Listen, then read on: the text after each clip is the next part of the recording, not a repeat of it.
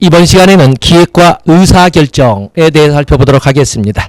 우리가 기획이라고 하는 것은 계획, 플랜, 또 플래닝을 가지고 학자들이 구별하는 학자들도 있고 구별하지 않는 학자들도 있습니다만 어떤 정태적 개념으로 설명할 때는 기획이라 또는 계획, 이 중에 계획이란 말을 주로 많이 쓰고 또 흐름사로서 ing, 장기성을 가진 또는 지속성을 가지고 표현할 때는 기획, 플래닝이란 용어를 이렇게 쓰기도 하는 겁니다. 그래서 여러분들은 굳이 시험 등에서 계획이다, 기획이다, ing를 왜 붙여야 되느냐 하는 문제를 가지고는 고민하지 않아도 되겠습니다. 자, 여기서 우리가 출제가 될 수 있는 이런 방향으로서는 기획의 개념 1번에 1번 나와 있지요. 기획이란 또 일부 책에서는 계획이란 미래지향적이고 지속적이며 결정을 내려야 하는 의사결정과 연관되어 있다. 그래서 미래지향성, 지속성이 나와 있고 목표지향적이고 목표 달성을 위한 수단적 과정이다. 그래서 목표지향성 또 수단성, 목표 달성을 위한 수단으로서 의미를 가지고 있습니다. 우리는 정책결정이라고 하든 의사결정이라고 하든 기획이라고 하든 이 문제의 공통점은 어떠한 문제에 대한 해결책 중에 최선의 해결책을 찾아가는 과정이라고 설명할 수가 있습니다.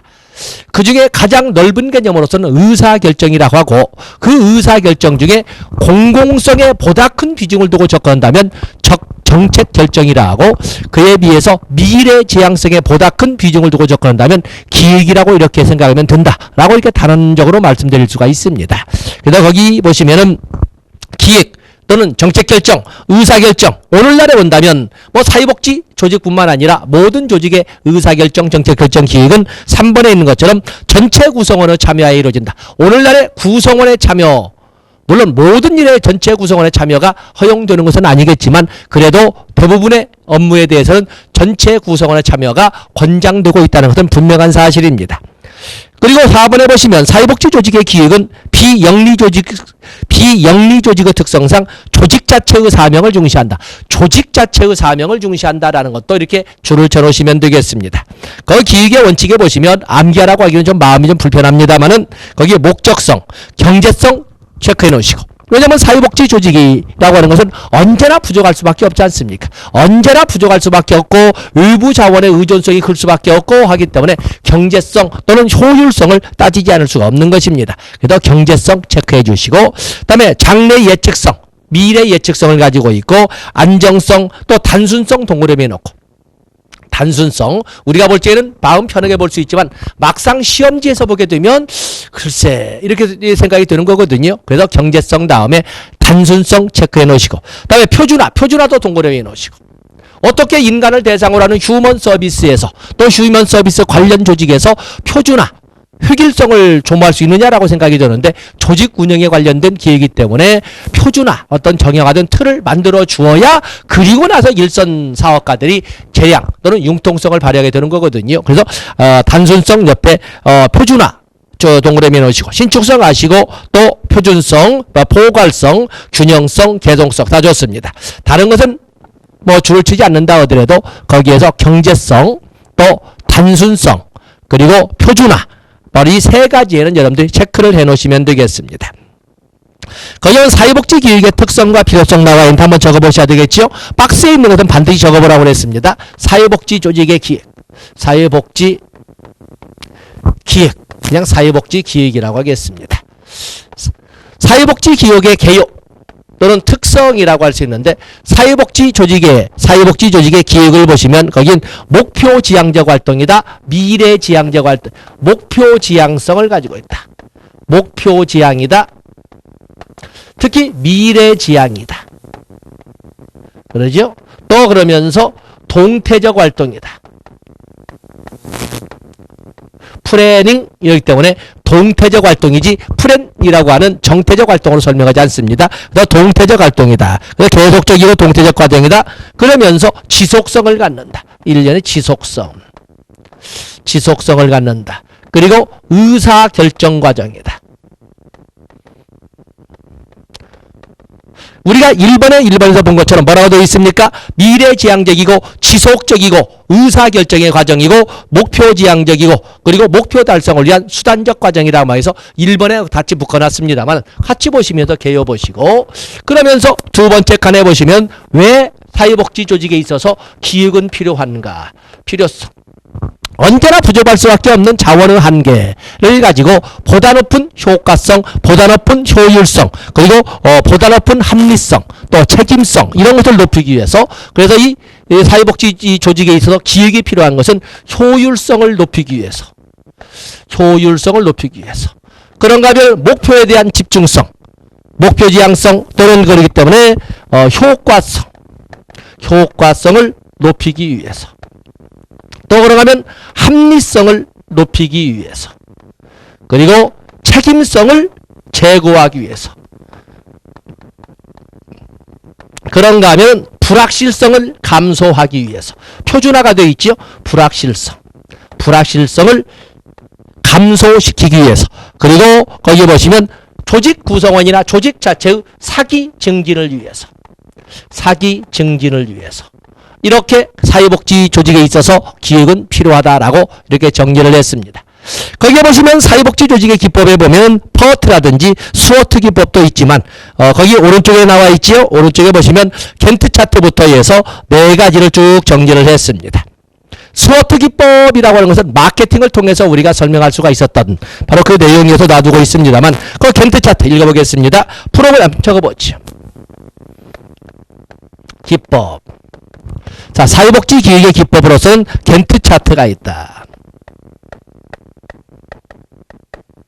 간트 차트가 있다. 그래서 거기 보시면 프로그램 기획에서 과업 수행 시간을 관리하는 데 주로 사용하는 시간별 활동 계획 도표를 말합니다. 시간별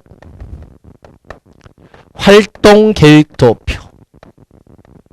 시간별로 활동 계획을 이렇게 그래프로 그려놓은 것을 말하는데 그 간트가 고하는 차트로서 세로바에는 수직선으로는 세로바에는 세부 목표와 활동을 그리고 프로그램 세부 목표나 활동이나 프로그램을 적고 가로바에는 시간을 기입해서 시간별로 활동이 어느 정도 진행이 되었는가를 알아보도록 하는 막대 그래프를 이렇게 시간별 활동 계획 도표라고 해서 간트 차트라고 합니다. 겐트가 체크해서 그렇습니다.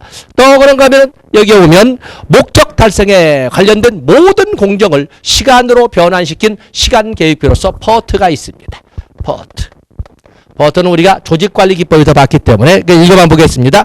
대규모 프로젝트에서 활용되는 걸로써 모든 거기 오면 목표 달성의 기한을 정해놓고 목표 달성을 위하여 주요 세부 목표나 활동의 상호관계 시간 계획을 연결시켜 나타낸 것을 이렇게 퍼트라고 합니다. 프로그램 검토 평가 기법이라고 그냥 우리가 퍼트라고 기본적으로 읽습니다. 그래서 시간 계획표 모든 공정을 시간으로 변환시킨 시간 계획표라고 이렇게 설명을 합니다.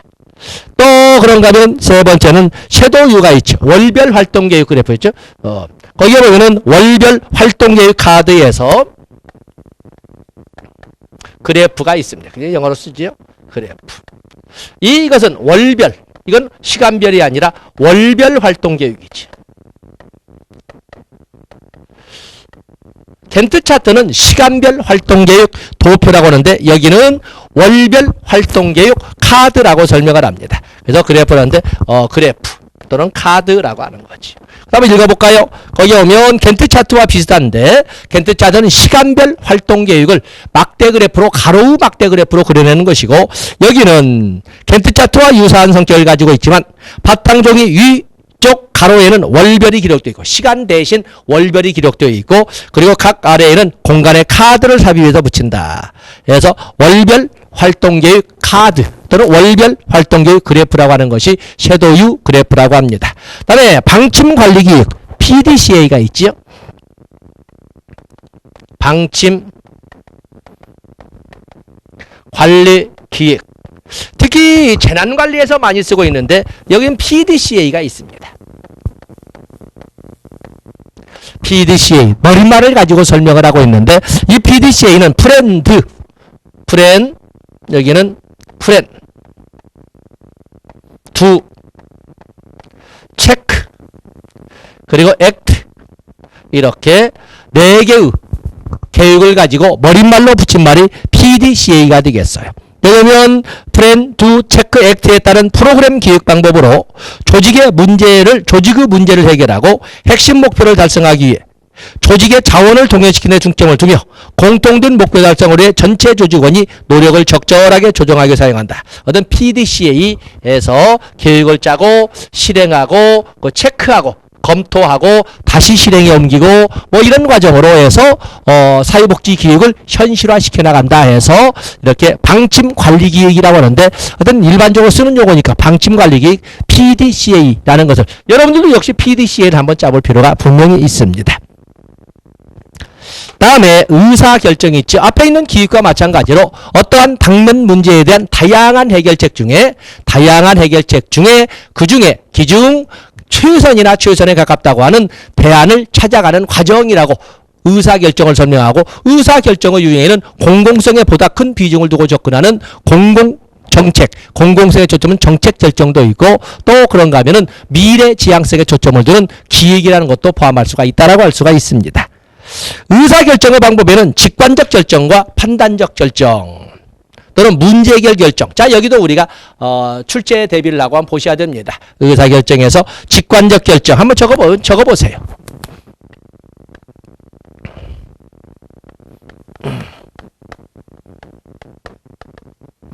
의사결정의 방법에는 직관적 결정과 또 그럼 판단적 결정과 또 그런가 하면은 문제해결 결정이 있습니다.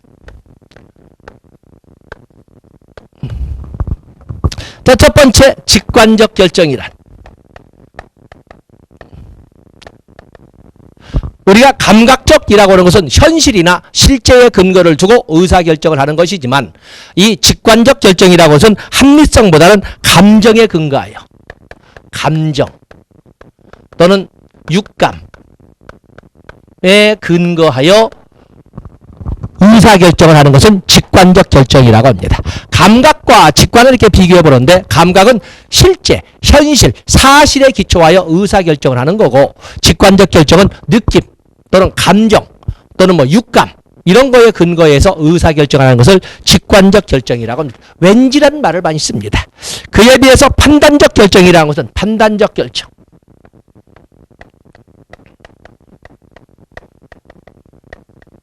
판단적 결정이라고 하는 것은 판단적 결정은 의사결정할 때 자신의 지식이나 경험에 근거하여 의사결정을 하는 것은 판단적 결정이라고 합니다. 지식이나 경험에 근거해서. 그에 비해서 문제해결 결정이라고 해서 또는 문제해결 과정을 거친 결정이라고 문제해결 결정 또는 문제해결 과정을 거친 결정이라는 것은 순차적인 정형화된 어떤 절차에 따라서 책에 있는 것처럼 합리적 절차를 통해서 이미 인정된 합리적 절차에 따라 절차에 근거해서 또는 합리적 절차에 따라서 의사결정을 하는 것은 문제해결 과정을 거친 결정이라고 설명을 합니다. 그런가 하면 의사결정에는 개인적 의사결정과 집단적 의사결정이 있습니다. 개인적 의사결정과 집단적 의사결정이 있는데 개인적 의사결정으로서는 의사결정 나무 분석이 있고 또 그러면 개인적 의사결정으로서는 대안선택 흐름 분석이 있습니다. 대안선택 흐름 분석, 의사결정 나무 분석이나 대안선택 흐름 분석은 바로 개인적 의사결정의 폼에 들어가는 것이고 집단적 의사결정으로서는 소집단 투표 거기에 보면 이것은 두 번째 소집단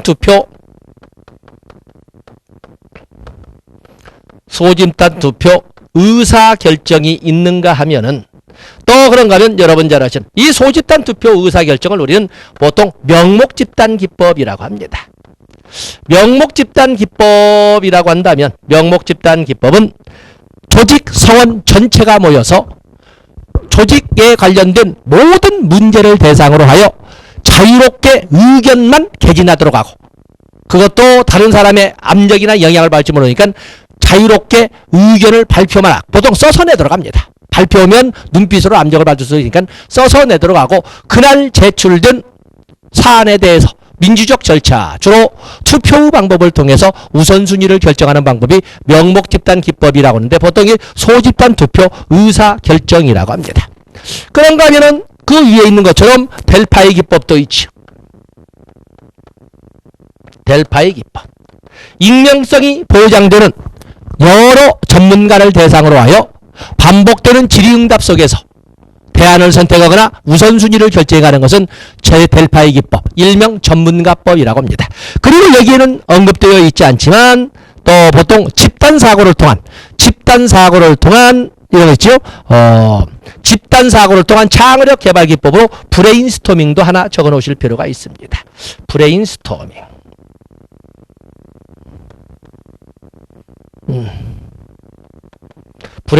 그래서 두뇌 폭풍이 아니라 브레인스토밍, 집단 사고를 통한 이러한 그 소위 창의력 개발 기법도 있고 또 그런가 하면 뭐 어떤 메디치 기법도 있죠. 메디치 전혀 다른 의견을 가진 또는 전혀 관련이 없는 요소들을 엮어서 새로운 그런데 전혀 영역에 대한 요즘 학문적으로도 융복합이라는 단어를 이렇게 쓰고 있고 또 그러면 캡스톤이라는 영역이 새로운 학문 영역으로 이렇게 정리하고 있는 것처럼 문과, 이과의 구별이 의미가 없고 문과, 이과 또 그런가 하면 예체능이라고 하는 예체능 과목을 모두 믹서되어서 하나로 인간을 위하여 기여하도록 학문 연구를 하게 되는데 바로 이런 것들을 통해서 캡스톤 이런 그 과정, 캡스톤 이런 것들 과정들이 집단적 의사결정에 관련된 그런 영역이라고 설명할 수가 있는 것입니다.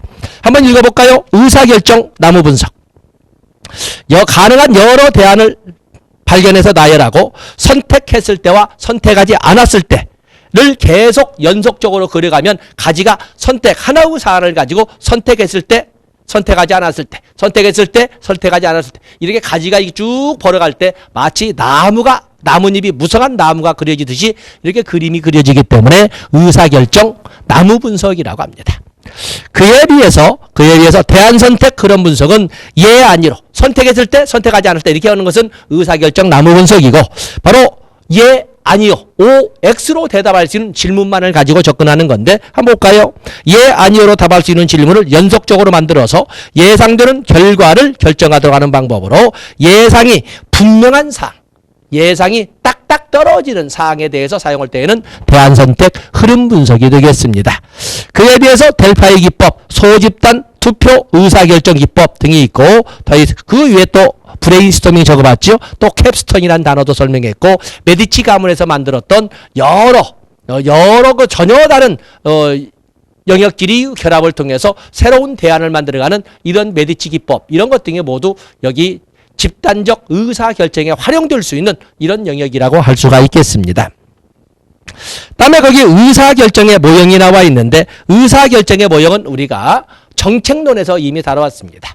정책론에서.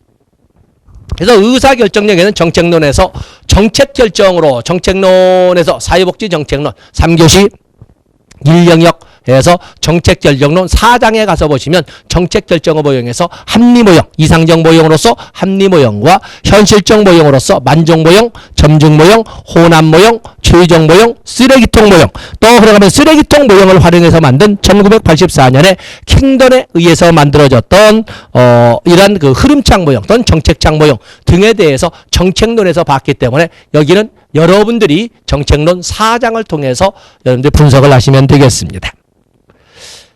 자, 이번에는 프로그램 설계에 대해서 문제가 나와 있습니다. 거기 프로그램 설계와 책무성 이렇게 설명을 했는데 프로그램 설계 및 책무성에서 출제가 되는 것은 역시 두 개의 영역이 있습니다. 하나는 프로그램의 대상자 선정 범위, 프로그램 대상자 선정 범위가 곧잘 나오고 또 그런가 하면 로직 모델이라고 하는 프로그램의 개념 지도가 역시 또 한 문제. 오른쪽 페이지에서 두 문제의 영역이 있습니다. 왼쪽 페이지에서 우리가 볼 수 있는 것은 여기는 약간 B급 정도가 되겠는데 거기 2번에 프로그램 설계의 중요성. 명확한 프로그램의 목표를 설정하기 위해서 프로그램 설계는 명확한 명확한 목표를 설정하기 위해서 프로그램의 명확한 목표를 설정하기 위해서 프로그램 설계는 중요하다. 또 프로그램의 효율성 증기를 위하여, 프로그램 효과성 증기를 위하여, 프로그램의 직무 만족도를 향상시키기 위해서, 대상자의 역량 강화를 위해서 뭐 이런 등등의 소위 프로그램 설계는 왜 필요한가를 우리가 설명해 볼 수가 있습니다. 굵은 글씨로한 여러분들이 일별해 주시면 되겠습니다. 자, 따라볼 수 있는 것이 바로 오른쪽 페이지에 있는 프로그램 대상자 선정 기준이 되겠어요. 프로그램 대상자 선정. 대상자 선정 기준이라 했던 프로그램 대상자의 범위가 되겠지요. 프로그램 대상자의 범위. 프로그램 대상자의 범위는 이렇게 설명해 볼 수가 있습니다. 프로그램 대상자의 범위는 이렇게 역으로 된 것을 이렇게 설명을 하고 있는데, 자, 우리가 공동체 또는 지역사회 주민 전체 인구를 프로그램의 대상자로 선정한다. 그러면 완벽한 보편주의 운영 이념이 되겠죠. 완벽한 보편주의 운영 이념. 그런데 이론적으로나 원칙은 이렇게 전체 인구를 대상으로 하지만 현실적으로 부족할 수밖에 없는 자원의 한계로 해서 전체 인구 중에 위험에 노출된 또는 위험에 노출될 인구까지만 대상자로 하겠다라고 하는 것을 위험 인구라고 합니다. 위험 인구. 그래서 전체 인구 중에 위험에 노출된 또는 위험에 노출될 우려가 있는 이런 사람들까지만을 대상자로 하겠다 하면 위험 인구. 근데 그런 것도 부족해서 그렇다면 이제는 위험 인구 중에 수혜 자격이 있는 프로그램의 대상자가 될 수 있는 자격이 가진 사람만을 대상으로 하겠다. 자격이 있는 사람만을 대상으로 하겠다. 이것을 우리가 표적 인구라고 합니다. 그런데 오늘날에는 클라이언트 중심의 시대다 보니까 이제는 자격이 있어도 원하지 않는 사람이 있거든요. 그래서 대상을 누구로 한다? 자격이 있는 사람 중에서도 원하는 사람, 표현된 욕구로 전환시킨 사람, 바로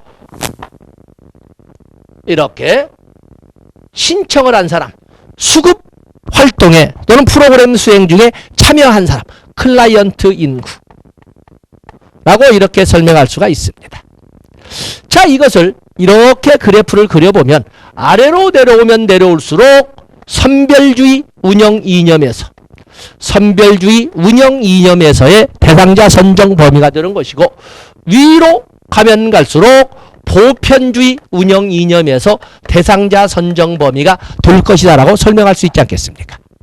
물론 현대적 또 과거로 가면 갈수록 전통적 사회로 가면 갈수록 이렇게 범위를 최소화시키는 것이고, 위로 가면 갈수록 현대적 사회복지에서 사용하는 대상자 선정 범위라고 이렇게 설명할 수가 있는 것입니다.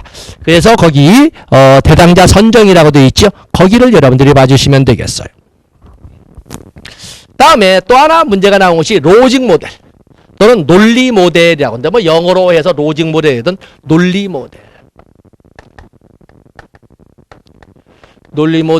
또는 뭐 로직 모델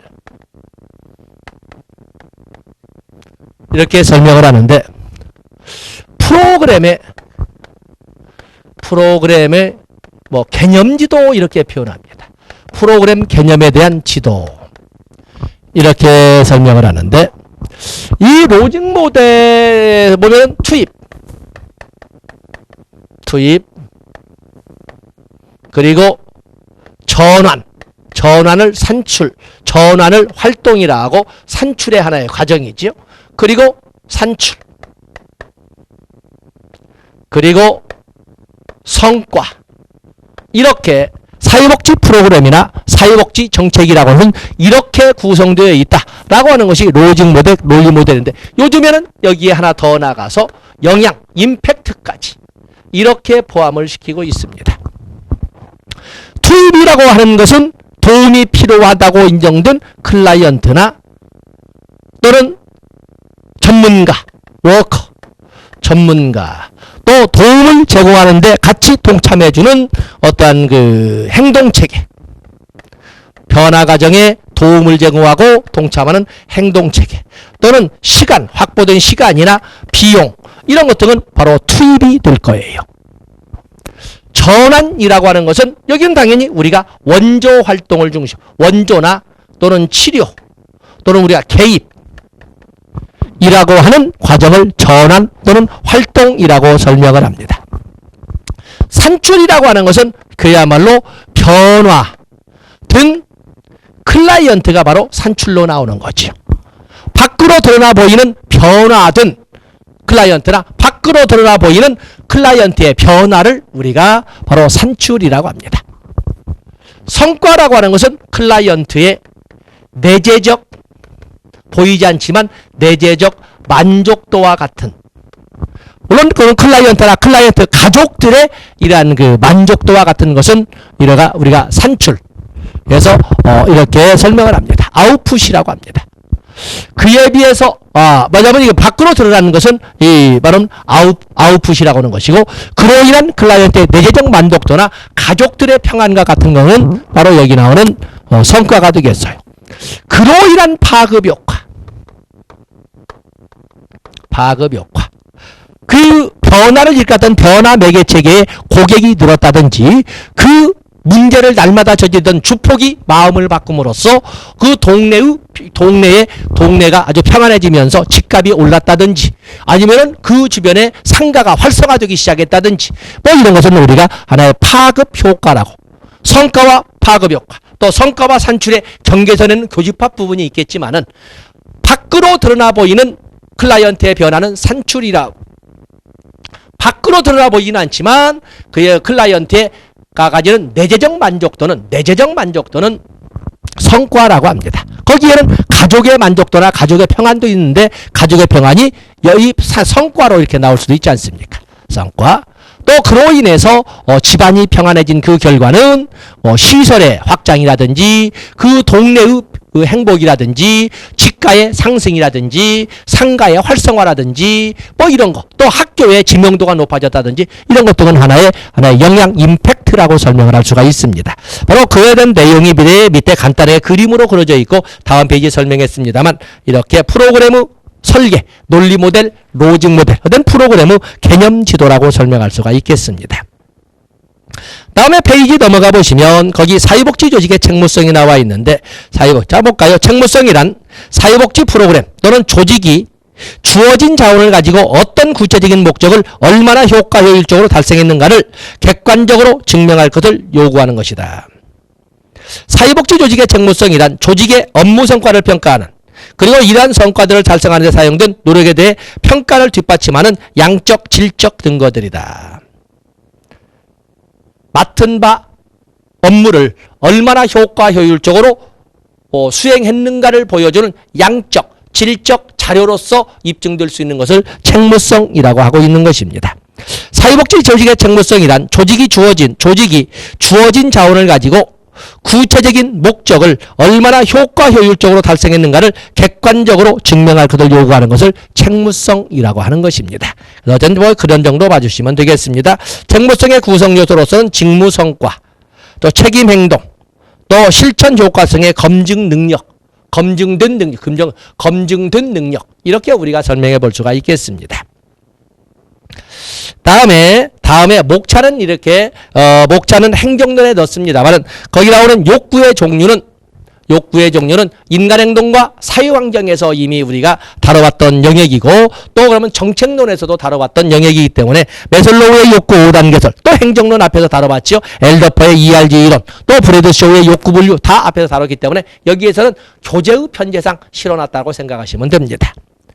다음에 욕구조사의 자료 수집 방법 또한 이것은 어디에서 정확하게 자세히 다뤘냐면, 요거는 지역사회복지론, 물론 정책론에서도 출제가 되지만 이 강의할 때 설명 시간을 줄이기 위해서 이건 이 정책론에서도 이렇게 다루고 있지만, 이것을 자세히 설명을 했던 것은 바로 지역사회복지론 2교시 3영역에서 자세히 다뤘습니다. 그래서 여러분 노트 또는 여러분 교재에서 2교시 3영역 지역사회복지론 5장을 가서 보시면 여러분들이 노트 정리한 것이 보입니다. 그래서 5장에 가서 보시면 욕구 조사를 위한 자료 수집 방법으로 양적 자료 수집 방법, 질적 자료 수집 방법으로 나눌 수 있는 소위 여러 방법들이 이렇게 정리가 되어 있습니다. 거기를 참조하시면 굳이 시간을 늘릴 필요가 없다고 볼 수가 있겠습니다.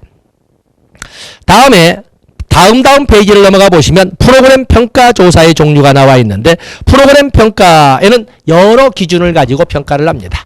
시기를 가지고는 진단평가, 형성평가, 총괄평가로 이렇게 다룰 수 있는데 프로그램을 수행하기 전에 하는 사전 예비조사는 진단평가라고 하고 수행 중에 수시로 시행하면서 즉각 피드백을 통해서 개선해 나가는 것은 형성평가, 과정평가라 하고 프로그램이 종료된 이후에 효과, 효율성 등의 성과를 측정해 보는 것은 바로 총괄평가라고 하고 있는 것입니다.